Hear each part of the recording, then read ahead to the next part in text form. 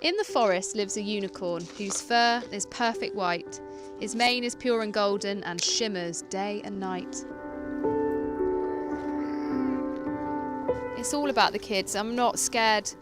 Oh, this is so morbid, but I'm not scared to die. I'm not scared of the process. I'm massively worried about saying goodbye. Wow. Maybe they'll think that I've abandoned them or something. You know, I'm terrified about that. I just want them to know how much I love them.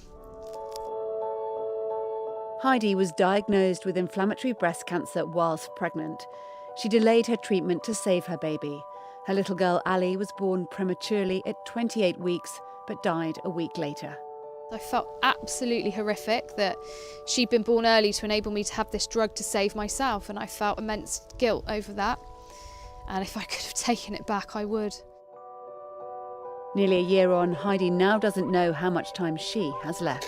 I have horrifying moments where I am wailing and I'm devastated, and then I'll lie there and I'll think, whoa, this is really my life, like that's scary.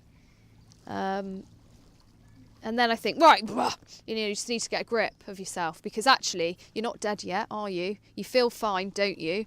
Therefore, crack on. Heidi's boys are still very young, perhaps too young to really understand that their mummy may soon die. Hello Heidi. Hiya. Welcome to We Hear You. But she wants her sons to be prepared for when she's gone, so she's come to get some professional help. Do you think it's important to use terms like died rather than, say, pass away, or is there certain language I should or shouldn't use? When children are told that someone's going to go to sleep for a long time, that can be ever so confusing, because they might think, well, if I sleep for a long time, does that mean I'll never come back? So using the word dying and death from the beginning, I think is quite clear, because having that sort of openness also creates the possibility of you sort of telling them that you didn't want this to happen. You don't want to leave them, and it's nothing they've done. It might be good to have a conversation about what will happen when you die and who will look after them.